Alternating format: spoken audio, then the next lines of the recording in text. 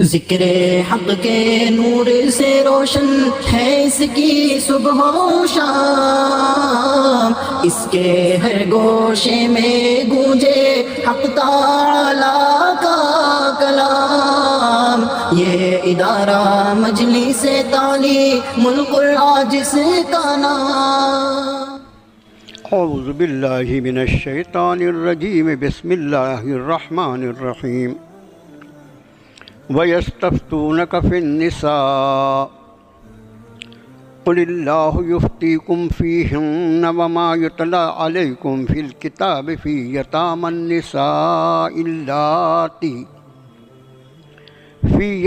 النِّسَاءِ اللَّاتِي لَا تُؤْتُونَهُنَّ مَا كُتِبَ لَهُنَّ وَتَرْغَبُونَ أن تنكحوهن والمستضعفين من الولدان وأن تقوموا لليتامى بالقسط وما تفعلوا من خير فإن الله كان به عليما وإن امرأة خافت من بعلها نشوزا أو إعراضا فلا جناح عليهما أن يصلحا بينهما صلحا والصلح خير وأحضرت الأنفس الشح وإن تحسنوا وتتقوا فإن الله كان بما تعملون خبيرا ولن تستطيعوا أن تعدلوا بين النساء ولو حرصتم فلا تميلوا كل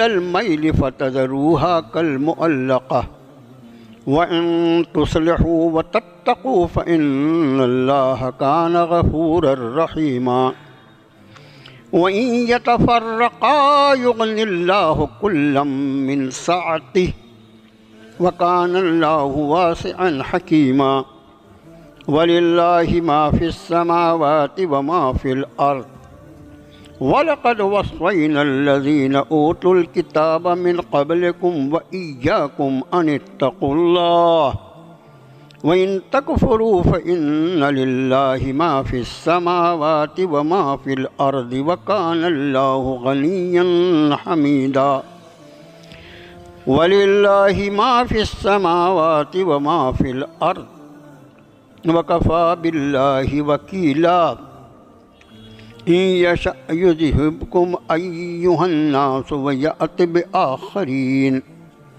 وكان الله على ذلك قديرا من كان يريد ثواب الدنيا فعند الله ثواب الدنيا والآخرة وكان الله سميعا بصيرا صدق الله العظيم آمنت بما أنزل الله من كتاب۔ قرآن پاک کے 5ویں پارے میں 4 نمبر کی صورت شریفہ سورۃ النساء کا یہ 19واں رکوع ہے جو 8 آیات بینات پر مشتمل ہے۔ اس وقت آپ کے خادم نے آپ کو پڑھ کر سنایا۔ سب سے پہلے ان 8 آیتوں کا ترجمہ سماعت فرمائیں۔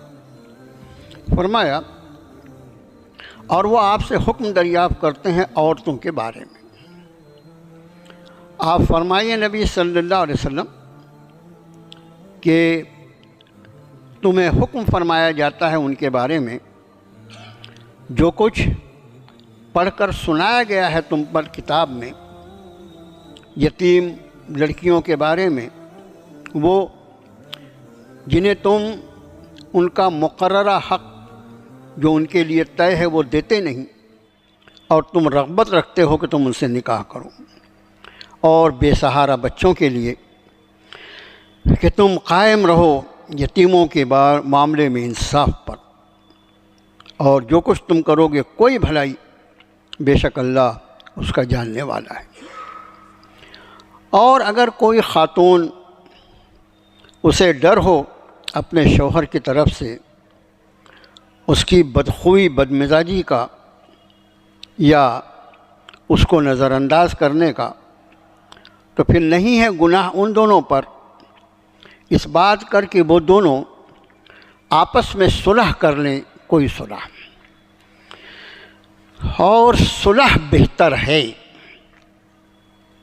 اور انسانی نفس میں لالچ تو موجود ہے، بخل موجود ہے، اور اگر تم بھلائی کرو اور پرہیزگاری کرو تو بے شک اللہ جو کچھ تم عمل کرتے ہو اس سے پوری طرح باخبر ہے۔ اور یہ ہرگز نہیں ہو سکتا کہ تم عدل کرو بیویوں کے درمیان اگرچہ تم کتنا ہی چاہو، پھر یہ نہ ہو کہ کسی ایک کی طرف پوری طرح جھک جاؤ اور دوسری کو چھوڑ دو ادھر میں لٹکتی ہوئی۔ اور اگر تم اصلاح کرو اور پرہیزگاری کرو تو بے شک اللہ بڑا مغفرت فرمانے والا، رحم فرمانے والا ہے۔ اور اگر دونوں میں جدائی ہو جائے تو اللہ اپنے فضل سے دونوں کو مستغنی کر دے گا، دونوں کی ساری ضروریات کو پورا فرمائے گا۔ اور اللہ تو بڑی وسعتوں والے، بڑی حکمتوں والے، ہر اللہ ہی کا ہے جو کچھ آسمانوں اور جو کچھ زمین میں ہے۔ اور تحقیق ہم نے ان لوگوں کو بھی اسی بات کا حکم دیا تھا جنہیں اس کے پہلے کتاب دی گئی تھی، تم سے پہلے کتاب دی گئی تھی، اور تمہیں بھی یہی حکم دیتے ہیں کہ بس اللہ کا لحاظ کرو، اللہ سے ڈرو، اور اگر تم انکار کرو تو بے شک اللہ ہی کا ہے جو کچھ آسمانوں اور جو کچھ زمین میں ہے، اور اللہ بے نیاز اور ساری خوبیوں کے وہی مالک ہیں۔ سنو اللہ ہی کا ہے جو کچھ آسمانوں میں جو کچھ زمین میں، اور اللہ کافی ہے کارساز۔ اگر وہ چاہے تو اے لوگو تم کو فنا کر دے، تم کو ہٹا دے اور تمہاری جگہ دوسروں کو لا کے کھڑا کر دے۔ اللہ اس پر پوری طرح قدرت رکھتا ہے۔ جو کوئی دنیا کا ثواب اور دنیا میں بدلہ چاہتا ہے تو خوب سمجھ لو کہ اللہ کے پاس تو دنیا اور آخرت دونوں کا ثواب ہے، اور اللہ سب کچھ سننے والے، سب کچھ دیکھنے والے۔ یہ ہے ان 8 آیات بینات کا ترجمہ۔ اس کے پہلے بھی یہ بات کئی مرتبہ عرض کی جا چکی ہے کہ جو رکوع پڑھا جانے والا ہے یہاں پر اگر اس پر ایک مرتبہ آپ نظر ڈال لیں گے ہفتے کے دوران میں یا اتوار کے دن ہی، تو انشاءاللہ مضامین کو سمجھنے میں بہت سہولت ہو جاتی ہے۔ قرآن کا انداز بیان، اس کے مضامین کے بیان کرنے میں اختصار، کم سے کم الفاظ میں، اور اس کے بعد مضامین کا پورا سمندر اس میں سمایا ہوتا ہے۔ یہ صفت یا تو کلام اللہ میں ہے اور یا تو پھر جناب رسول اللہ صلی اللہ علیہ وآلہ وسلم کے ارشادات میں ہے، کیونکہ آپ کو اللہ نے جن صفات کے ساتھ مبعوث فرمایا اس میں ایک صفت جوامع الکلم، نے آپ کے کلام میں اللہ تعالیٰ نے اتنی وسعت رکھی ہے کہ کم سے کم الفاظ میں آپ بڑے سے بڑے مضامین کو بیان فرمائیں۔ آپ انداز فرمائیں، سرکار فرماتے انما الاعمال بالنیات۔ بخاری شریف کی پہلی حدیث ہے، اتنی حدیث نہیں، حدیث بہت طویل ہے وہ، لیکن شروع یہاں سے ہوتی ہے، انما الاعمال بالنیات۔ اعمال کا انحصار نیتوں پر ہے۔ آپ انداز فرمائیں الفاظ کتنے ہیں ذرا گنیے، اور اس کے بعد ہماری پوری زندگی کو محیط ہیں وہ ہمارے سارے اعمال جو ہم کر رہے ہیں، جو اللہ کی توفیق سے ہم کو کرنے کی توفیق مل رہی ہے اللہ کی طرف سے، ان سارے اعمال کا مدار اور اس کی بنیاد جو ہوگی وہ ہماری نیت ہوگی، اور ہماری نیت کے اعتبار سے فیصلے ہوگی۔ مطلب 3 یا 4 الفاظ اور وہ پوری انسانی زندگی کو محیط کر لیں۔ اور پھر قرآن شریف تو اللہ کا کلام ہے، اس کا کیا دیکھنا ہے۔ پہلی آیت شریفہ میں فرمایا وَيَسْتَفْتُونَكَ فِي النِّسَاءِ۔ یہ وَيَسْتَفْتُونَ کا لفظ جو ہے قرآن شریف میں کئی مقام پر آیا ہے، جس کا مطلب ہوتا ہے کہ سوال کیا جاتا نبی کریم صلی اللہ علیہ وآلہ وسلم سے کسی معاملے میں، کسی عنوان پر، اور ظاہر ہے کہ کبھی یہ سوالات جو کیے گئے مکے میں کیے گئے، بہت ساری ایسی آیتیں ہیں قرآن شریف کی بلکہ بعض تو صورتیں ہیں جو مکے والوں کے سوال کے جواب میں نازل فرمائی گئی، اور پھر مدینے میں بھی سوال ہوتے رہے۔ کیا شان ہے جناب رسول اللہ صلی اللہ علیہ وسلم کی ذات عالی کی کہ آپ سے سوال مکے یا مدینے کی سرزمین پر کیا جاتا ہے، اور آپ کو اللہ نے اس عظمت سے نوازا ہے کہ آپ سے کیے جانے والے سوال کا جواب عرش اعظم سے آتا ہے۔ کسی کی شان نہیں ہو سکتی۔ یہ آپ سے پوچھتے ہیں فی النساء، عورتوں کے بارے میں۔ اب مختلف مفسرین نے کئی واقعات نقل فرمائے، وہاں اس طرف نہ جاتے ہوئے ایک بات عرض کر دیں کہ جب میراث والی آیتیں پڑھی گئی تھیں آپ کے سامنے، اور آپ کو یاد ہوگا کہ اس کا درس ہمارے شیخ، ہمارے امیر جماعت حضرت مولانا عبدالوہاب پاریک صاحب نے فرمایا تھا، تو اس وقت بھی یہ بات آپ کے سامنے آئی تھی کہ میراث کی تقسیم جو ہے اس میں اللہ تعالیٰ نے عورتوں کو جو حق عطا فرمایا ہے، یہ نزول قرآن کے پہلے کوئی اس کا تصور ہی نہیں کر سکتا تھا۔ ان کی سوچ یہ تھی کہ کسی کی بھی میراث تقسیم کرنے میں کسی شخص کو حصہ اس کی خدمات کے اعتبار سے ملے گا۔ عورت کی ذات جو ہے یہ مقابلہ کر سکتی ہے کیا دشمن سے؟ یہ قبیلے کی حفاظت کر سکتی ہے کیا؟ ارے یہ خود اپنی حفاظت کر سکتی ہے کیا؟ اس کو تو خود ہی حفاظت کی ضرورت پڑتی ہے۔ بچے جو ہیں، بچے تو خود ہی دست نگر ہوتے ہیں، وہ تو خود ہی مجبور ہوتے ہیں، وہ قبیلے کے یا خاندان کے کون سے کام کے ہیں، ان کو کیوں میراث میں حصہ دیا جانا چاہیے؟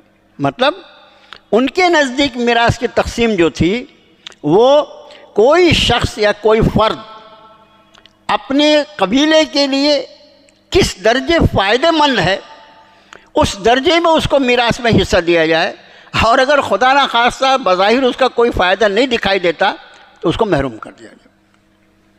تو عورت کو میراث میں حصہ ملے وہ اس کا حقداری نہیں سمجھتے تھے۔ اب ان کی سوچ تو یہ تھی کہ انہوں نے عورت کو زندہ رہنے دینے کا حق ہی چھین لیا تھا۔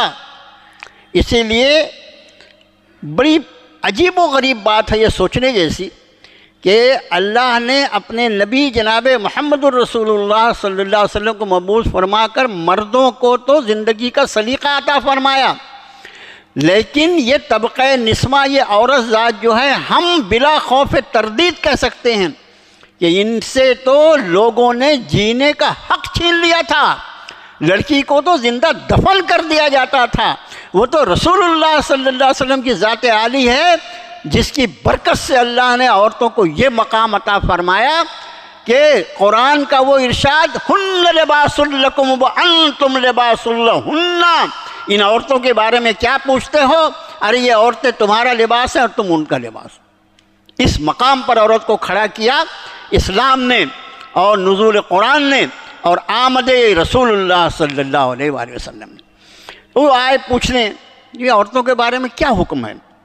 رب نے فرمایا قل اللہ یفتیکم فیہن، آپ فرمائیے نبی صلی اللہ علیہ وسلم اللہ حکم فرماتے ہیں ان کے بارے میں، وما یتلا علیکم فی الکتاب، جو سنایا جا چکا ہے تمہیں کتاب میں۔ یہ صورت شریفہ اسی صورت شریفہ کی آیت نمبر 11 اور 12، سورۃ النساء کی آیت نمبر 11 اور 12، جس میں تفصیل کے ساتھ عورتوں کے حقوق گنوا دیے کہ اگر کوئی شخص کا انتقال ہو جائے تو میراث میں وہ عورتیں اس اور اس طریقے سے حصے دار ہوں گی۔ اگر وہ ماں ہے تو اس کا یہ حصہ ہوگا، اگر وہ بیٹی ہے تو اس کا یہ حصہ ہوگا، اگر وہ بیوی ہے تو اس کا یہ حصہ ہوگا۔ وہ سب کچھ رب تعالیٰ نے نازل فرما دیا۔ تو فرماتے جو کتاب میں تم کو سنایا جا چکا ہے اس میں کوئی کمی نہیں کی جائے گی، وہی حقوق ان کے طے ہیں۔ وما یتلا علیکم فی الکتاب فی یتام النساء اللاتی لا تؤتونہن ما کتب لہن، ان عورتوں کے بارے میں کہ جن کو تم ان کے حقوق تو دیتے نہیں جو اللہ نے مقرر کیا ہے، وترغبون ان تنکحوہن، اور تم رغبت رکھتے ہو، تم چاہتے ہو کہ تم ان سے نکاح کر لو۔ اب یہ لفظ جو ہے وَتَرْغَبُونَ أَن تَنْكِحُوهُنَّ، کہ تم رغبت رکھتے ہو کہ تم نکاح کرو ان سے۔ یہاں پر اللہ کا شکر ہے کہ قرآن شریف کے درس کا یہ سلسلہ بھی اللہ نے اپنے ایک بندے کے ذریعے 70-80 سال پہلے شروع کروایا. وہ تو اللہ کی بارگاہ میں پہنچ گئے، لیکن جو لوگ قرآن شریف کے پڑھنے پڑھانے سے صرف اس شہر میں نہیں بلکہ بیرون شہر میں بھی، پورے ملک میں، اور پھر پورا ملک کیا بلکہ بیرون ملک میں بھی الحمدللہ ثم الحمدللہ ان کے بولنے بتانے سے جو لوگ قرآن شریف سے لگے ہوئے ہیں، اس کا اجر و ثواب یقینی طور پر قرآن و حدیث کی روشنی میں اللہ تعالیٰ اپنے اس بندے کو نشان. اس کے ساتھ ہی قرآن شریف کو ترجمے سے پڑھ کر مسلمان یہ تو معلوم کرے کہ اللہ نے اپنی کتاب میں کیا فرمایا ہے، پھر اس کو جس جماعت اور جس تنظیم میں جا کے کام کرنا کرتا رہے. کوئی دقت نہیں ہے بھئی، جہاں رہے گا وہاں علم قرآن کے ساتھ رہے گا تو اس کی تو فضیلت بڑھ جائے گی نا، اس کی افادت بڑھ جائے گی. اس کے ساتھ ہی پھر حضرت نے ایک کوشش شروع فرمائی کہ لوگ اپنے طور سے قرآن شریف کا ترجمہ سمجھنے کے عادی بنیں. اچھا، اس کا مطلب یہ نہیں کہ عالم بن جائیں اور حافظ بن جائیں اور قاری بن جائے، مفتی بن جائے، یہ نہیں. یہ قرآن شریف پڑھ رہا ہے تو اس کا مفہوم اور معنی معلوم ہو. اور اس کا اللہ کا شکر ہے کہ آج ہمارے اس شہر میں بھی اور بیرون شہر میں بھی ہزاروں ہزار لوگ اللہ کے فضل و کرم سے، مردوں میں بھی اور عورتوں میں بھی ایسے لوگ ہیں جو اللہ کے فضل و کرم سے قرآن شریف کے معنی اور مطلب کو سمجھتے ہیں، جب وہ خود تلاوت کریں جب بھی، اور کوئی اور تلاوت کر کے سنائے جب. ایسے لوگ جن کو قرآن شریف کے معنی اور مطلب سے اللہ نے تعلق عطا فرمایا ہے، ان کو نماز تراویح میں جو لطف اور مزہ آتا ہے، ہم یقینی طور پر کہہ سکتے ہیں کہ باقی لوگ اس سے محروم ہیں. ایک یہ ہے کہ حافظ قرآن اور امام صاحب جو پڑھ رہے ہیں، مضمون کے ساتھ دماغ چل رہا ہے، اللہ کی وجہ سے دماغ کہیں ادھر ادھر بھٹکتا ہی نہیں، بالکل بھٹکتا نہیں. آدمی بالکل اس میں یعنی پورے توجہ کے ساتھ قرآن شریف سنتا رہتا ہے. اب اکثر لوگ چونکہ لغت کے جاننے والے، اس لیے ایک لفظ ہے جس کی میں تشریح کرنے جا رہا ہوں، وہ ہے وَتَرْغَبُونَ أَن تَنْكِحُوهُنَّ، اور تم رغبت رکھتے ہو کہ تم نکاح کرو ان سے. یہ رغبت لفظ جو ہے نا، یہ عربی کا ایسا لفظ ہے، عربی کے کئی الفاظ ایسے ہیں جو ایک ہی وقت میں دو معنی رکھتے ہیں، بالکل متضاد معنی رکھتے ہیں، لیکن اس کے متضاد معنی کی کچھ قرینہ ہوتا ہے، اپنے آپ ہی نہیں دو معنی ہوتا. ایک وقت میں ایک ہی معنی ہوتا ہے، متضاد جب ہوتے ہیں تو اس کا قرینہ ہوتا ہے کہ ابھی کیا معنی. رغبت ایک ایسا لفظ ہے عربی زبان کا کہ اگر اس کے بعد فی کا لفظ آ جائے، فی یعنی میں، تو پھر یہ رغبت کا مطلب ترجمہ کرنا لازماً یہ ترجمہ کرنا پڑے گا کہ تم رغبت رکھتے ہو، تم پسند کرتے ہو. اور اس رغبت کے بعد اگر ان آ جائے، عین نون ان، تو اس رغبت کا ترجمہ پھر کرنا پڑے گا تم نہیں رغبت رکھتے، تم نہیں پسند کرتے. ایک ہی لفظ ہے، اس کے بعد کیا لفظ آ رہا ہے اس کے حساب سے اس کا ترجمہ بدل جاتا ہے، بالکل متضاد. ایسے آپ دیکھیے، بہت مشہور حدیث شریف ہم لوگ جو نکاح کی مجلس میں عام طور سے ہمارے خطیب حضرات پڑھتے ہیں نکاح کی فضیلت کے بارے میں، کہ جس کسی کو اللہ کے نبی صلی اللہ فمن رغب عن سنتی، فمن رغب عن سنتی. اب آپ دیکھیے فمن رغبہ کے بعد ان آیا، تو یہ رغبہ کا مطلب جو ہوگا، یہ کبھی بھی رغبت رکھنا نہیں ہوگا، بلکہ جو ناپسند کرے میری سنت، جو رغبت نہ رکھے میری سنت سے، یہ معنی ہو جاتا ہے. اور اگر اسی رغبت کے بعد فی کا لفظ آ جائے تو پھر اس کا ترجمہ رغبت رکھنا اور پسند کرنا ہو جاتا ہے. یہ مطلب لطیفہ نہیں بلکہ ایک اس زبان کی لطافت دیکھیے آپ. اتفاق ایسا کہ یہاں پر وَتَرْغَبُونَ أَن تَنْكِحُوهُنَّ، اور تم رغبت رکھتے ہو کہ تم نکاح کرو ان سے. اب رغبت کے بعد نہ فی آیا نہ ان آیا، نہ فی آیا نہ ان آیا. اب کیا ہوگا؟ اب اس کا ترجمہ دونوں ترجمہ کرنے کی پوری گنجائش ہے. تو بعض لوگوں نے اس کا ترجمہ کیا کہ اور تم رغبت کرتے ہو کہ تم نکاح کرو ان سے، بڑی تم کو پسند ہے کہ ان سے نکاح کرنا چاہتے ہو، اور بعضوں نے کہا کہ تم ان سے نکاح نہیں کرنا چاہتے. والمستضعفین من الولدان، اور بے سہارا بچے، وان تقوموا للیتامى بالقسط، اور یہ کہ تم یتیموں کے بارے میں انصاف قائم کرو.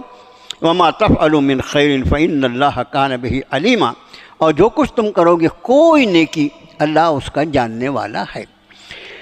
یہاں تک یہ آگے بھی جو مضمون آ رہا ہے وہ ازدواجی زندگی، میاں بیوی کی زندگی کس طرح انتہائی خوشگوار ماحول میں گزاری جائے. دیکھو، اس لیے میں نے اس کے پہلے کئی مرتبہ یہ بات عرض کیا ہے، اور ایک حقیقت ایسی ہے کہ جو حقیقت ہے اس کو کئی بار دہرانے میں کوئی حرج نہیں۔ ہماری زندگی کو اگر دیکھا جائے گزران کے اعتبار سے تو دو رشتے ایسے ہیں جو اس پر بہت زیادہ اثر انداز ہوتے ہیں۔ ایک ہے ہمارے والدین کا رشتہ، ہماری پیدائش سے لے کر اس کے بعد ہمارا پالن پوشن، ہماری پڑھائی لکھائی، ہماری پرورش و پرداخت، ہماری تربیت، جوان کرنے تک، بالغ کرنے تک ان کی قربانیاں، اور پھر اگر اللہ نے ان کو زندگی عطا فرمایا تو آدمی کی شادی ہو جاتی ہے، اور شادی کے بعد بھی اللہ تعالیٰ ماں باپ کا سایہ رکھتے ہیں۔ یہ بڑی نعمت ہے۔ جن لوگوں کے سروں پر ان کے والدین کے سائے ہیں، میں ان سے بہت ادب سے عرض کرتا ہوں کہ اللہ کی اس نعمت کی قدر کرو، اس لیے کہ اکثر و بیشتر انسان کا حال یہ ہوتا ہے کہ جب اللہ کی نعمتیں واپس لے لی جاتی ہیں تو اس کو احساس ہوتا ہے کہ کاش یہ نعمت آج میسر آ جاتی تو میں یہ کرتا اور وہ کرتا۔ تو ایک رشتہ تو ہمارے والدین کا ہوتا ہے، اور دوسرا رشتہ جو ہوتا ہے ہماری بیوی کا ہوتا ہے، بیوی بچوں کا جو رشتہ ہے۔ میرے بھائیوں، ہماری آخرت پر، آخرت جو ہے وہ حقوق کی ادائیگی کے بارے میں پوچھے جانے کی جگہ ہے۔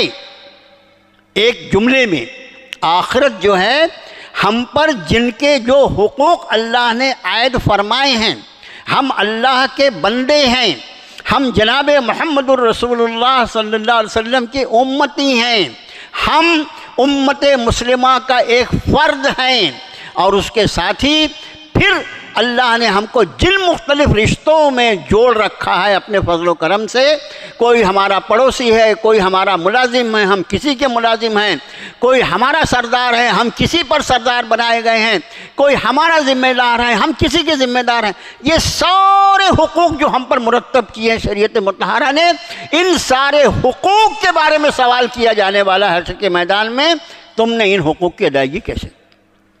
تو آپ سمجھ لیجئے کہ یہ دو رشتے والدین کے اور بیوی بچوں کے، یہ اپنی طوالت کے اعتبار سے برسوں اور سالوں میں اگر ان کو گنا جائے تو کتنا برس کے اوپر وہ رشتہ ہوتا ہے۔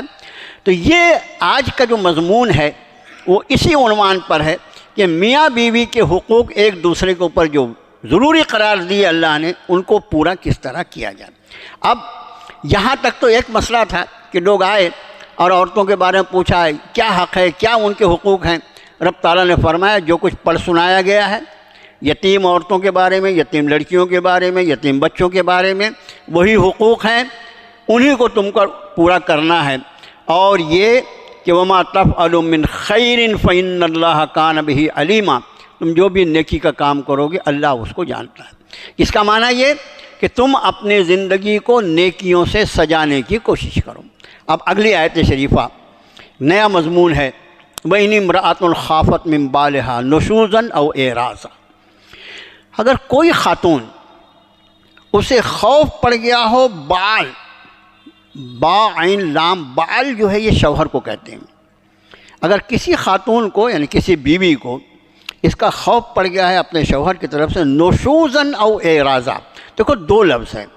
نشوز اصل میں لفظ جو ہے عربی زبان میں وہ بددماغی کے لیے استعمال ہوتا ہے۔ بعض لوگ ایسے ہوتے ہیں کہ دماغ تو ہوتا ہے لیکن دماغ ہونے کے بعد بھی ایسا لگتا ہے اس کا اوپر کا مالا خالی ہے، کوئی کام دماغ والے جیسا نہیں کرتا۔ تو بد دماغی کہتے ہیں آدمی کا چڑچڑاپن، بد اخلاقی، اور دوسرا ہے اعراض۔ اعراض کا لفظ کا مطلب ہوتا ہے منہ موڑ لینا، نظر انداز کرنا۔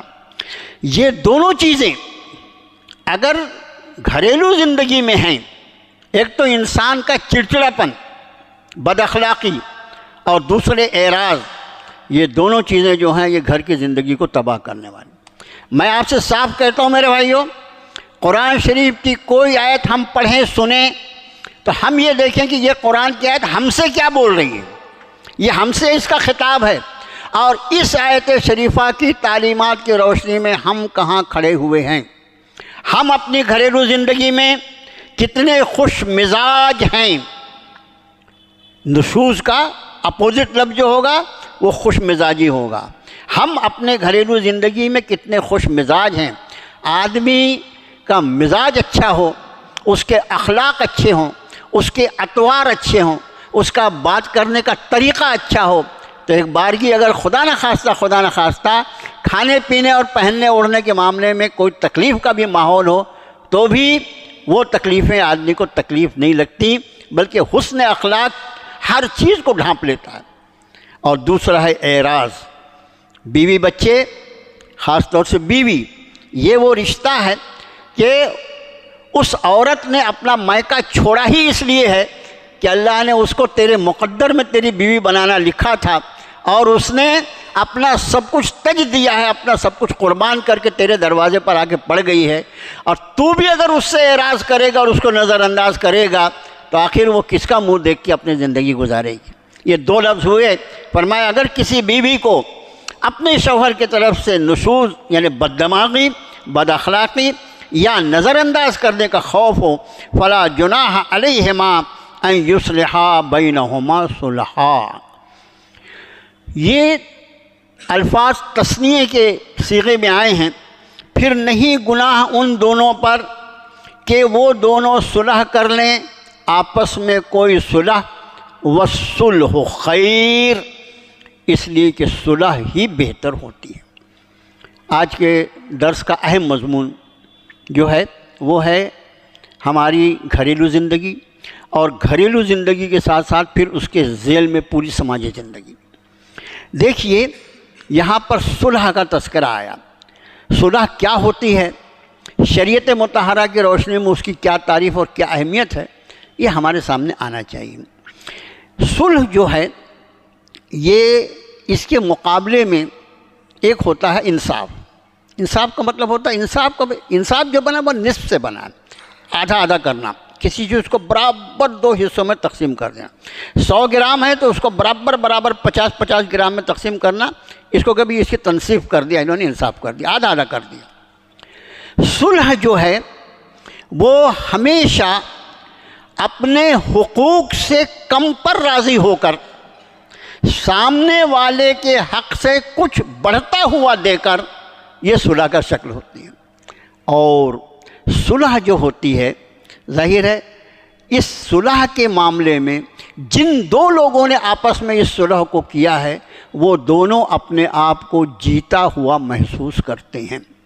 اس کے مد مقابل اگر کوئی مقدمہ، کوئی معاملہ، کوئی لین دین یا کسی بھی طرح کا معاملہ اگر قاضی شریعت کے پاس پیش کیا جائے اور وہاں صلح کی اگر کوئی شکل نہ ہو، اب قاضی شریعت جب انصاف کریں گے تو ظاہر ہے جو شریعت کے حکم ہے اس کے مطابق کریں گے، تو ایک آدمی اس میں جیتے گا اور دوسرا جو ہے وہ ہار جائے گا، اور ہارنے والا شخص جو ہے ظاہر ہے مسلمان ہونے کے ناطے اسے احکام شریعت کا ماننا تو اس کے ایمان کے لیے ضروری ہے، لیکن وہ ان احکام کو ماننے کے بعد بھی اس کا دل جو ہوگا اس میں وہ انشراح نہیں پائے گا۔ اسی وجہ سے ایک تاریخی حقیقت آپ کے سامنے آپ کا خادم عرض کرتا ہے کہ سیدنا عمر فاروق رضی اللہ تعالی عنہ نے اپنے دور خلافت میں آپ کے حکومت میں جتنے گورنرز تھے ان سارے گورنرز کو انہوں نے ایک خط لکھا، اور اس خط میں ایک مشترک مضمون تھا، ایک کامن مضمون تھا کہ کوئی معاملہ اگر عدالت اسلامی میں پیش کیا جاتا ہے، اس لیے کہ بہت ساری ایسی اصلاحات ہیں جو حضرت عمر فاروق رضی اللہ تعالی عنہ کے ذریعے رائج کی گئی ہیں، اور آج ساری دنیا اس پر عمل پیرا ہے۔ یہ پولیس کا نظام، یہ ڈاک خانوں کا نظام، یہ بیت المال کا نظام اور اس کی باقاعدہ لکھا پڑھی اور اکاؤنٹ، یہ ساری چیزیں جو ہیں یہ حضرت عمر فاروق رضی اللہ تعالیٰ عنہ زمانے منظم طریقے پہ قائم کی، پہلے تو قائم تھی لیکن منظم طریقے پہ قائم کی گئی۔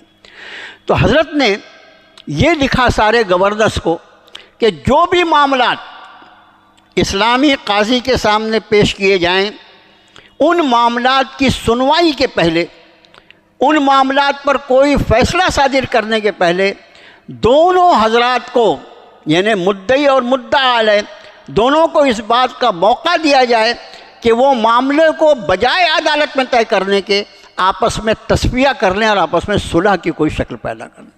یہ حضرت عمر فاروق رضی اللہ تعالیٰ عنہ کا فرمان جو انہوں نے سارے گورنرز کو لکھا، اور اس کی وجہ حضرت نے یہی لکھی اپنے خط میں کہ اگر صلح ہوگی تو دونوں کا دل صاف رہے گا، دونوں اپنے آپ کو جیتا ہوا محسوس کریں گے، لیکن اگر اس کے مد مقابل کوئی فیصلہ سنایا جائے گا تو ظاہر ہے جب فیصلہ سنایا جائے گا تو ایک کے حق میں ہوگا اور ایک کے خلاف ہوگا، اور جس کے خلاف فیصلہ ہو ہے تو انسان، ہمارے خلاف کوئی فیصلہ ہوں گے ہم کتنے بھی اپنے وقت کے متقی پرہیزگار، لیکن ہمارے خلاف فیصلہ ہو تو ہمارا حال کیا بنے گا؟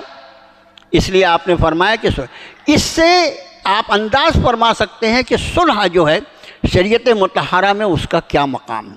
میرے بھائیو، بہت ادب سے عرض کرتا ہوں، ہم کسی معاملے میں صلح پر جو راضی نہیں ہوتے اس کی وجہ ہماری نفس پرستی ہے، ہماری انا ہے، اور زیادہ آگے بڑھ کے بولوں ہمارا تکبر ہے، ہمارا یہ ماحول جس نے ہم کو یہ سکھا دیا ہے، اور جس ماحول کی سوچ یہ بنی ہے کہ اگر کہیں تو کسی معاملے میں سر جھکا لے گویا تیری تذلیل ہو گئی، تیری عزت چلی گئی، تیری ناک کٹ گئی، تو کسی کو منہ دکھانے کے لائق نہیں رہا، اپنے حق سے کم پہ راضی ہو گیا۔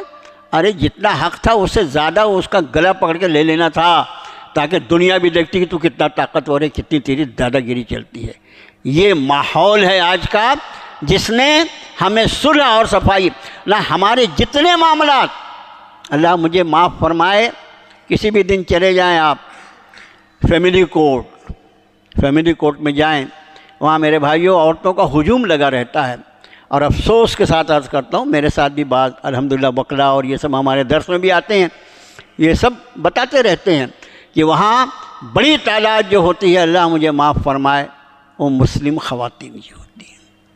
ہمارے گھریلو جھگڑے، میاں بیوی کے جھگڑے، اور سماج اس کو طے نہیں کر سکتا، بالکل کر سکتا ہے اس شرط کے ساتھ کہ جن لوگوں کے یہ معاملات ہیں وہ اور ان کی سرپرستی کرنے والے خاندان جو ہیں ان کے ذہن میں یہ لفظ صلح جو ہے، یہ قرآن نے کہا وَالصُّلْحُ خیر، ہر خیر اور شر کا جو مالک اللہ ہے وہ فرما رہے وَالصُّلْحُ خیر، جب جس معاملے میں تم صلح کر لو گے تمہارے لیے خیر اور بھلائیوں کے فیصلے ہوں گے۔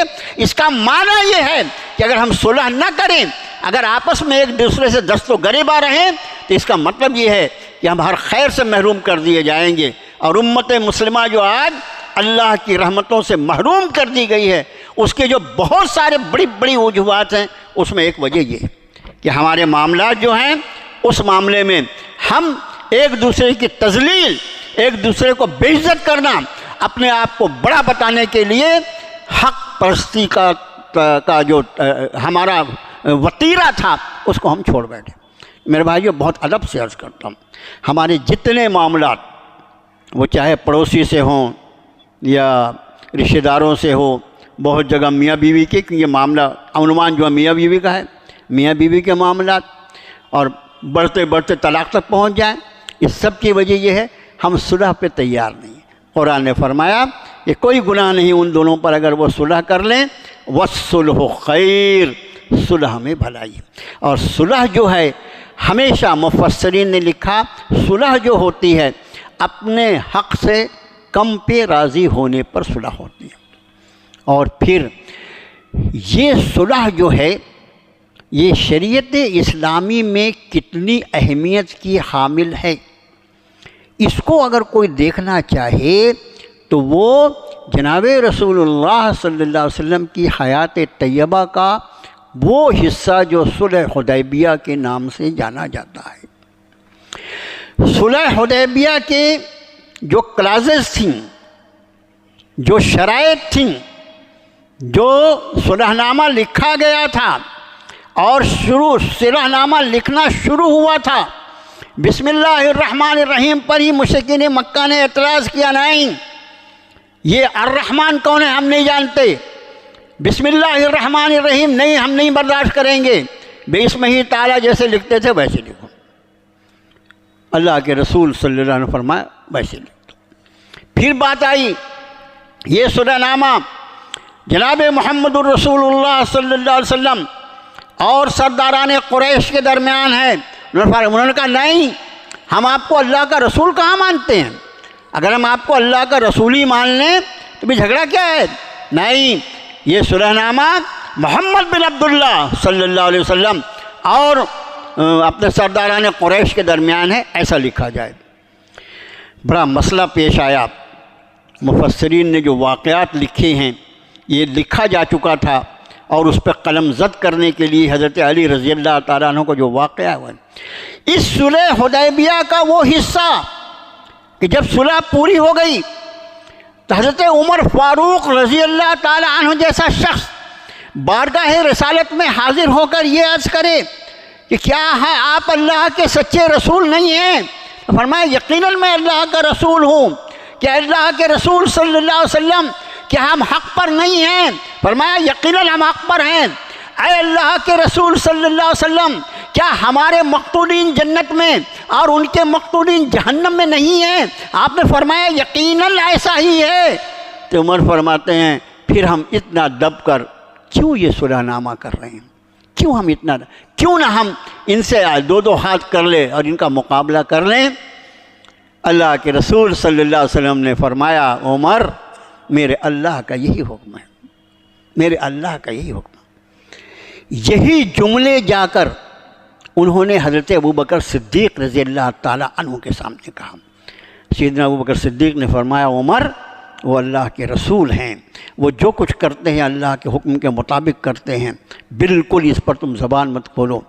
یہ اکیلا واقعہ ہے، حضرت عمر فاروق رضی اللہ تعالیٰ عنہ کے ایمان لانے کے بعد سے لے کر یہ اکیلا واقعہ ہے۔ حضرت عمر کہتے جب مجھے وہ جملے میرے یاد آ جاتے جو میں نے اللہ کے رسول کے سامنے کہا تھا، میں رونے لگتا ہوں۔ میں نے کتنی نمازیں پڑھی، میں نے کتنے صدقات کیا، میں نے کتنے غلام آزاد کیے، جب مجھے یاد آیا کہ میں نے اللہ کے رسول کے سامنے کیسے اپنی زبان کھول دی تھی، تب میں نے غلام آزاد کیے، نمازیں پڑھتا رہا، صدقات کرتے رہا۔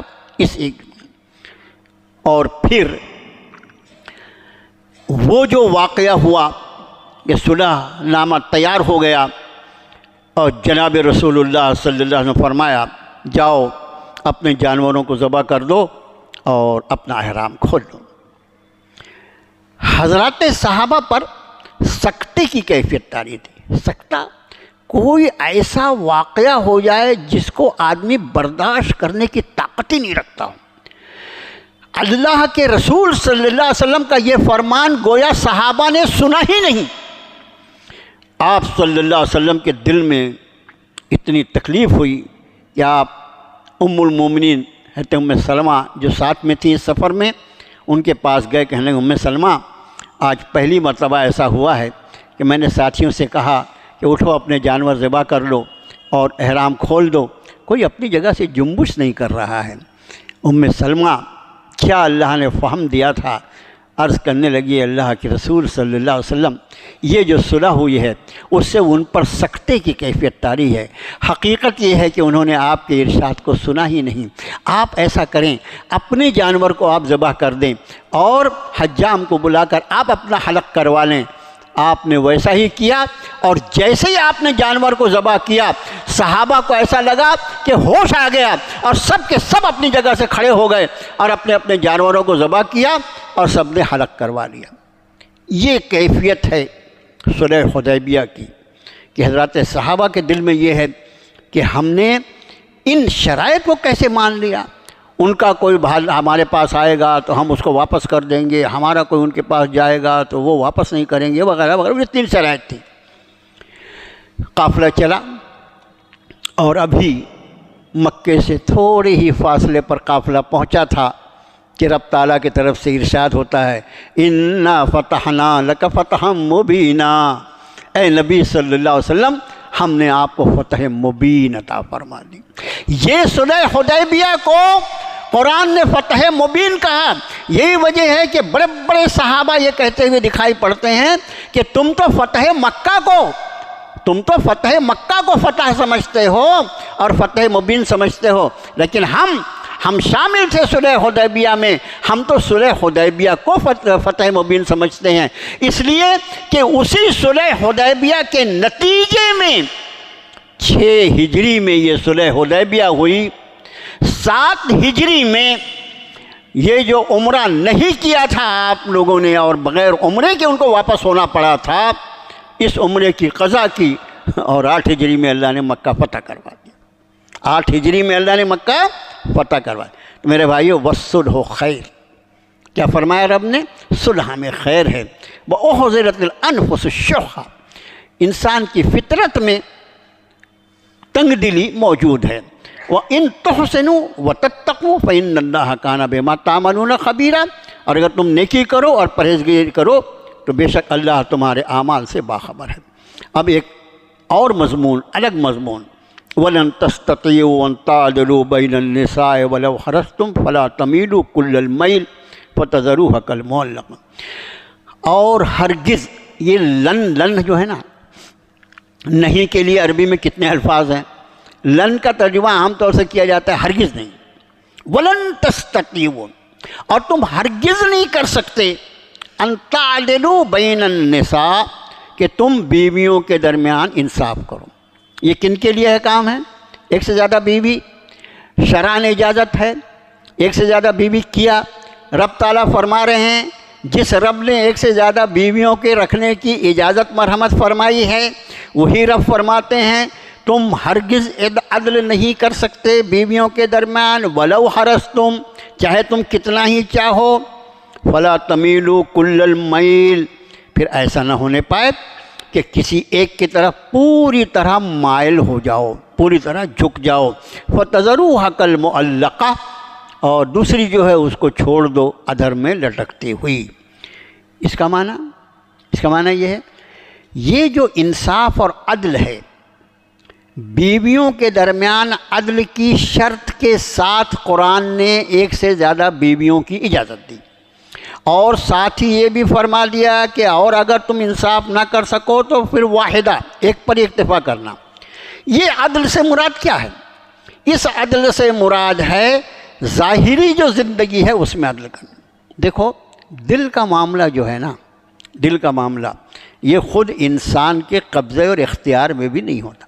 ہمارے دل میں جو خیالات آتے رہتے ہیں، خیالات کی نیت کرنا پڑتا ہے۔ نیت کرتا ہوں میں خیال کرنے کی کہ میں عمرے میں گیا ہوں اور بیت اللہ شریف کا طواف کر، ایسا کچھ نیت کرنا پڑتا ہے۔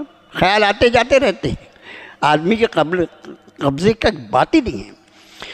یہ عدل جو ہے ظاہری معاملات میں، نان، نفقہ، اخلاقیات، معاملات، کپڑے لتے، رہنے سہنے کا انتظام، دنیاوی زندگی کی جو سہولیتیں ہیں وہ سب اپنی طاقت کے مطابق ہر بیوی کو برابر فراہم کرنا ہے۔ اور اگر اس کے خلاف ہوگا تو انصاف کا خون ہو جائے گا، ناانصافی ہوگی۔ اور اگر اللہ عز و جل بھی تمہارے ظلم اور ناانصافی کا بدلہ نہ لے تو پھر کہاں انصاف کیا جائے گا؟ وہ مالک یوم الدین ہے، اس کے بارگاہ میں حاضری ہونے والی۔ مگر دل کا معاملہ یہ ہے کہ دل جو ہے وہ کسی کی طرف زیادہ مائل ہوتا ہے، کسی کی طرف کم مائل ہوتا ہے۔ اس کی الگ الگ وجوہات ہوتی ہیں، الگ الگ وجوہات۔ جیسے دیکھو، آدمی کی کچھ سوچ ہوتی ہے، آدمی کی جو سوچ ہو، جس دوسرے انسان کی سوچ اس کی سوچ سے میل کھاتی ہے، اس سے اس کا تعلق زیادہ ہوتا ہے۔ لیکن جیسے ایک آدمی جو ہے وہ اللہ کے راستے میں خرچ کرنے والا ہے، اللہ کے راستے میں خرچ کرنے والا، اللہ نے اس کو توفیق دی۔ اور دوسرا آدمی جو ہے وہ تھوڑا قطر بیوت والا ہے، بخیل قسم کا ہے۔ تو ایک سخی آدمی کا معاملہ جو ہے بخیل آدمی کے ساتھ نہیں چلتا۔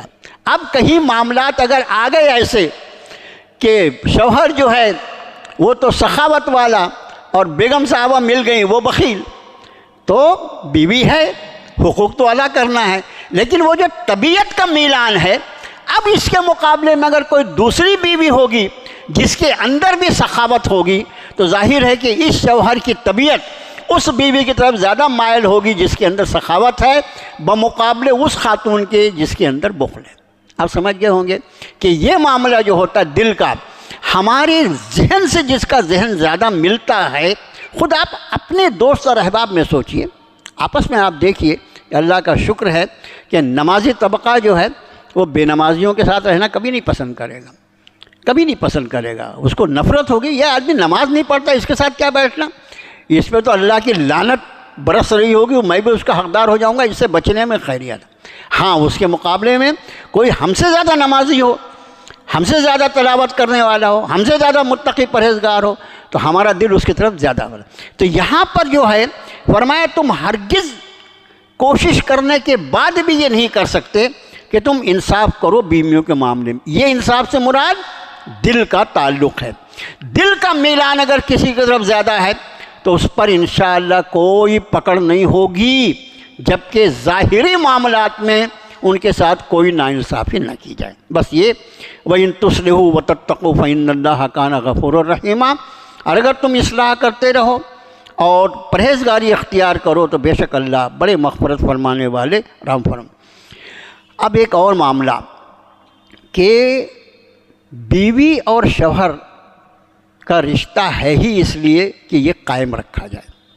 حدیث شریف میں اللہ کے رسول صلی اللہ علیہ وسلم فرمایا کہ اللہ نے جتنی حلال چیزوں کو پیدا فرمایا، اللہ نے جتنی حلال چیزوں کو پیدا فرمایا اس میں اللہ کو سب سے زیادہ پسندیدہ، ذرا مضمون کا یہ حصہ دیکھو، اللہ نے جتنی حلال چیزوں کو پیدا فرمایا اس میں اللہ کے نزدیک سب سے زیادہ پسندیدہ غلاموں کو آزاد کرنا ہے. آپ کو حدیث شریف کا دوسرا حصہ مانو. پہلا حصہ یہ ہے کہ اللہ نے جتنی حلال چیزوں کو پیدا فرمایا ہے اس میں اللہ کے نزدیک سب سے زیادہ پسندیدہ غلاموں اور کنیزوں کو آزاد کرنا ہے. اور جتنی حلال چیزوں کو پیدا فرمایا اس میں سب سے زیادہ ناپسندیدہ طلاق ہے، سب سے زیادہ. اب کوئی میرے جیسا کم پڑھا لکھا آدمی صاحب جب ناپسندیدہ ہے تو پھر جائز ہی کیوں رکھا؟ طلاق پہ پابندی لگا دینا تھا.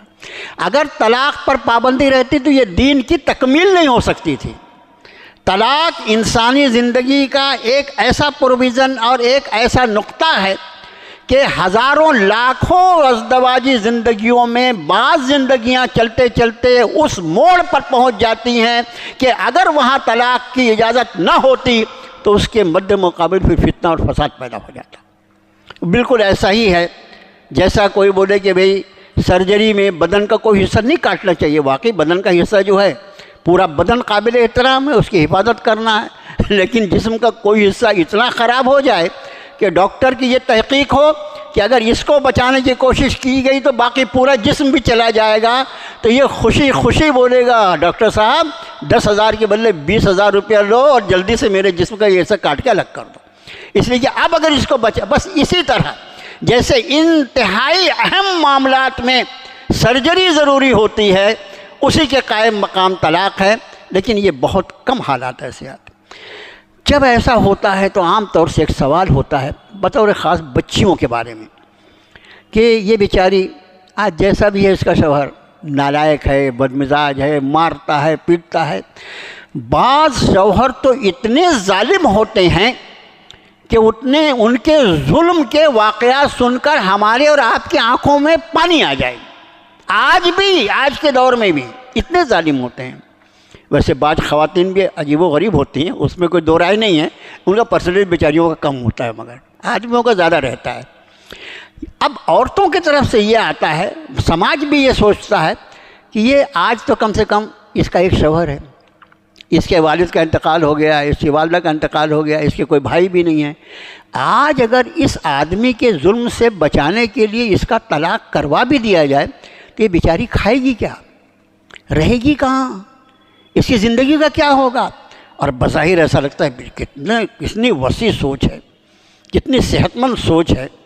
لیکن اگر حالات ایسے ہوں کہ طلاق اشد ضروری ہے، طلاق کے سوا کوئی راستہ باقی نہیں رہا، یا طلاق کا راستہ بھی اگر طلاق دینے پر بھی شوہر راضی نہیں ہے تو اس کے بعد اوپر صلح جو ہے، اس صلح میں ایک بات عرض کرنا بھول گیا کہ اسی صلح کی ایک شکل جو ہے وہ خلا ہے.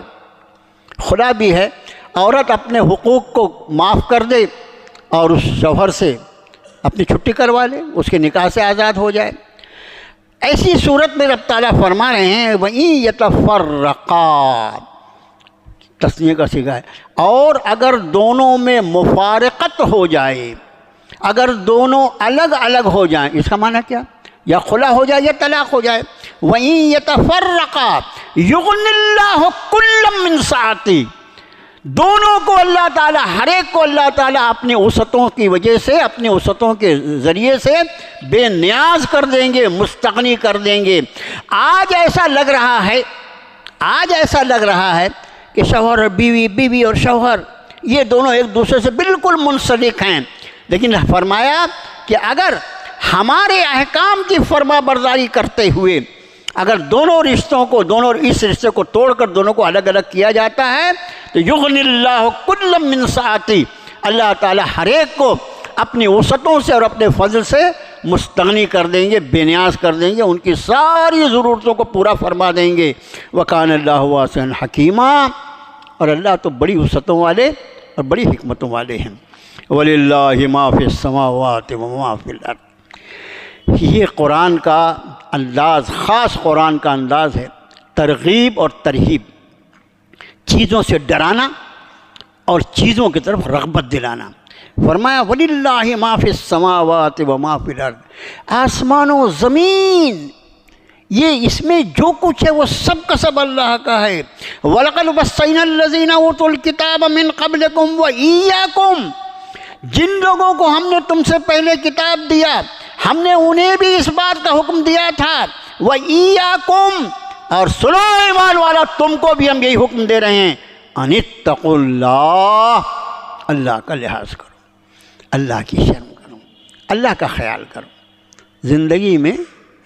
زندگی میں تم نے بہت ساری چیزوں کو خیال کیا، کبھی اللہ کا بھی خیال کیا؟ اتقوا اللہ، اللہ کا خیال کرو، اللہ کا لحاظ کرو.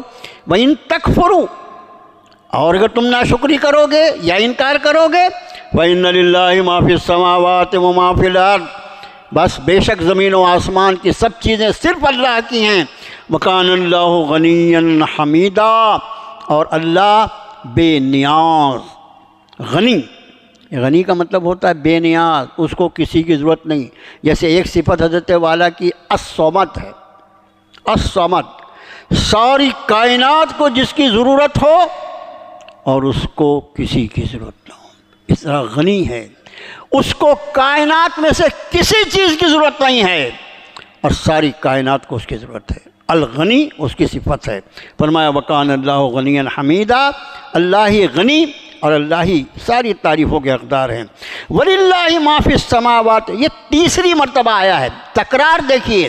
وَلِلَّهِ مَا فِي السَّمَاوَاتِ وَمَا فِي الْأَرْضِ وَكَفَىٰ بِاللَّهِ وَكِيلًا، اور اللہ ہی کا ہے جو کچھ آسمانوں اور زمین میں ہے، اور اللہ کافی ہے کارساز. 3 مرتبہ وَلِلَّهِ مَا فِي السَّمَاوَاتِ وَمَا فِي الْأَرْضِ، 3 مرتبہ، کہ سارے معاملات میں تمہیں صرف فقط اللہ کا لحاظ کرنا ہے، اس لیے کہ پوری کائنات کا ذرہ ذرہ اسی کے مطیع اور فرما بردار ہے. اس کے حکم کے بغیر کوئی چیز اپنی جگہ سے جنبش نہیں کر سکتی. تم اس کا لحاظ کرو اور اس کے بعد دیکھو وہ تمہاری حفاظتوں اور تمہاری ضروریات کو پورا کرنے کا کیسا بندوبست فرما دیتا ہے. ان یشاء یذھبکم ایھا الناس ویأت بآخرین، بڑی بھیانک آیت ہے. ہے لوگو، اگر وہ چاہے تو تم کو ہٹا دے. ہم نے ہٹا دے ترجمہ کیا یذھبکم کا، ایک ترجمہ نگان ترجمہ کیا اے لوگو، اگر وہ چاہے تو تمہیں فنا کے گھاٹ اتار دے اور دوسروں کو لے آئے. اس لیے کہ آج تم ہو نا، کب سے ہو؟ 2-4 ہزار سال سے ہو. اس کے پہلے وہ دوسرے تھے نا، اس پہ طاقت رکھتا ہے وہ، اس کو اس کی پوری قدرت حاصل ہے. تم کو ہٹا دے اور تمہارے بدلے دوسری قوم کو لا کے کھڑا کر دے. اسی کو سورہ محمد صلی اللہ علیہ وسلم فرمایا وَإِن تَتَوَلَّوْا يَسْتَبْدِلْ قَوْمًا غَيْرَكُمْ ثُمَّ لَا يَكُونُوا أَمْثَالَكُمْ، اگر تم اپنے آپ کو بدلو گے نہیں اور روگردانی کرو گے، وَإِن تَتَوَلَّوْا، اگر تم روگردانی کرو گے، يَسْتَبْدِلْ قَوْمًا غَيْرَكُمْ، تمہیں دوسری قوم سے بدل دے گا، ثُمَّ لَا يَكُونُوا أَمْثَالَكُمْ، اور پھر وہ تمہاری طرح نہیں ہوں گے. فرمایا وکان اللہ علی ذالک قدیر، اللہ کو اس پہ پوری قدرت حاصل ہے۔ آخری آیت شریفہ من کان یرید ثواب الدنیا فعند اللہ ثواب الدنیا والآخرہ، جو کوئی دنیا ہی میں بدلہ چاہتا ہے اس کو معلوم ہونا چاہیے کہ اللہ کے پاس تو دنیا آخرت دونوں کا ثواب ہے۔ بڑا لطیف مضمون ہے میرے دوستو، وقت نہیں ہے کہ اس کی تشریح کی جائے۔ مومن کا کوئی عمل صرف اور فقط اللہ کے لیے ہونا چاہیے، اسی کو اخلاص کہا جاتا ہے، اور ہر وہ عمل جو اللہ کے لیے کیا جائے گا اس کا اجر اور اس کا ثواب اللہ کے ذمہ ہے، یہ طے ہے۔ قرآن شریف کی کتنی آیتیں اس پر پڑھی جا سکتی، لیکن اگر کوئی بیچارہ اپنے دماغ کی کمزوری کی وجہ سے یا تربیت کی کمی کی وجہ سے کوئی عمل کرے، کوئی کام کرے اور سوچے کہ مجھے اس کا بدلہ دنیا میں مل جائے گا دنیا میں، اس کے نام پر سڑکیں بنا دی جائیں گی، اس کے نام پہ چوک بنا دیے جائیں گے، اس کے نام پہ ریلوے اسٹیشن کا نام رکھا جائے گا، اس کے نام پہ ہوائی اڈوں کا نام رکھا جائے گا، اس کے نام پہ شہروں کا نام رکھا جائے گا، کیا واہ واہی! فرمایا اللہ کے پاس دنیا اور آخرت دونوں کا ثواب ہے۔ کتنی بدعقلی کا کام کیا تم نے کہ جس کے قبضے میں دنیا اور آخرت دونوں تھی۔ وَإِنَّ لَنَا لَلْآخِرَةَ وَالْأُولَىٰ، آخرت بھی ہماری ہے اور دنیا بھی ہماری ہے۔ تیرے عقل کا تقاضا یہ تھا کہ تو اس سے دونوں چیز مانگ لیتا، وہ تجھ کو دنیا بھی دے دیتا، آخرت بھی دے دیتا، مگر تیری کتنی کم عقلی ہے کہ تو نے صرف دنیا مانگ لی۔ ارے فانی چیز کو مانگ کر تو نے باقی چیز سے اپنے آپ کو محروم کر لیا۔ عقل کا تقاضا یہ تھا کہ اس اللہ کے لیے کام کر کے اس سے دنیا بھی مانگی جاتی، آخرت بھی مانگی جاتی۔ اس نے خود ہمیں یہ دعا سکھلائی ہے، ربنا آتنا فی الدنیا حسنہ وفی الآخرۃ حسنۃ وقنا عذاب النار۔ بندو اٹھاؤ اپنا ہاتھ میرے سامنے، جھک جاؤ میری بارگاہ میں اور مانگو مجھ سے، اے ہمارے رب، اے ہمارے آقا، اس دنیا کی بھی بھلائیوں سے نواز دے اور آخرت کی بھی بھلائیوں سے نوازنا، اس لیے کہ دنیا بھی تیری ہے، آخرت بھی تیری، اور ہم بھی تیرے ہی بندے ہیں۔ تو فرمایا کہ وہ لوگ جو صرف دنیا میں بدلہ چاہتے ہیں ان کو معلوم ہونے چاہیے فَإِنَّ اللَّهِ ثواب الدنیا والآخرہ، اللہ کے پاس تو دنیا اور آخرت دونوں کا ثواب ہے۔ اس سے آخرت مانگتے، دنیا تو تم کو وہ دے ہی دیتا۔ وَكَانَ اللَّهُ سَمِيعًا بَصِيرًا، اللہ یہ سب کچھ سننے والے، سب کچھ دیکھنے والے۔ میرے بھائیو، یہ 19واں رکوع تھا سورہ نساء کا، اور اس میں جیسا آپ کے خادم نے عرض کیا کہ اپنے معاملات میں اللہ کے لیے اپنے حق سے کم پہ راضی ہو کر سامنے والے کے حق سے ذرا زیادہ دے کر ہمارے سینکڑوں اور ہزاروں معاملات طے کیے جا سکتے ہیں۔ اور اپنے ہر عمل کو خالص کر لو اللہ کے لیے، فقط اللہ کے لیے، صرف اللہ کے لیے، اس کا بدلہ میرے اللہ کے ذمے ہے، اور اس کو اللہ کے لیے کرو اور اسی کی طرف اپنی نگاہ رکھو۔ تم دیکھو دنیا اور آخرت دونوں کا حسن، دونوں کی بھلائیاں، دونوں کی سرفرازیاں جو ہوں گی وہ انشاءاللہ ہمارا مقدر ہوں گی۔ اللہم صلی علی محمد عبدک ورسولک النبی الامی، ربنا آتنا فی الدنیا حسنہ وفی الآخرۃ حسنۃ وقنا عذاب النار، ربنا لا تزغ قلوبنا بعد اذ ہدیتنا وہب لنا من لدنک رحمہ انک انت الوہاب، فاطر السماوات والارض انت ولی فی الدنیا والآخرہ، توفنی مسلما والحقنی بالصالحین۔ اللہ ہماری خطاؤں کو معاف فرما دے، ہماری گناہوں کو معاف فرما دے، اللہ ہماری اور پوری امت مسلمہ کی حفاظت کی بندوبست فرما دے۔ اللہ تو ہی حفیظ ہے، تو ہی حافظ ہے، تو ہی نصیر ہے، تو ہی ناصر ہے، اللہ تو ہی خیر الحافظین ہے، تو ہی خیر الناصرین ہے۔ اے اللہ پوری امت مسلمہ کی نصرت فرما، اس کی مدد فرما، اس کو رجوع الی الکتاب کی توفیق عطا فرما، اسے رجوع الی السنہ کی توفیق عطا فرما۔ اے اللہ تو امت سے راضی ہو جا، اے اللہ راضی ہو جا، اے اللہ سارے حادثات سے، ساری پریشانیوں سے، ساری مشکلات سے، اسلام دشمن عناصر کے فتنوں سے، ان کے غلط ارادوں سے ہماری مساجد، ہمارے مدارس، ہماری خانقاہیں، ہماری جان مال عزت آبرو، ہمارے مال، ہماری جان، ہمارے مکان، ہمارے کھیت کھلیان، اللہ ہمارے بڑے بوڑھے، ہمارے جوان، ہماری بچیاں، ہماری بوڑھیاں، اللہ سب کو اپنی حفاظت میں رکھیے۔ اے اللہ پوری امت مسلمہ پر اپنی حفاظت کی چادر ڈال دیجئے۔ وصلی اللہ تعالی علی خیر خلقہ محمد و آلہ و صحبہ اجمعین۔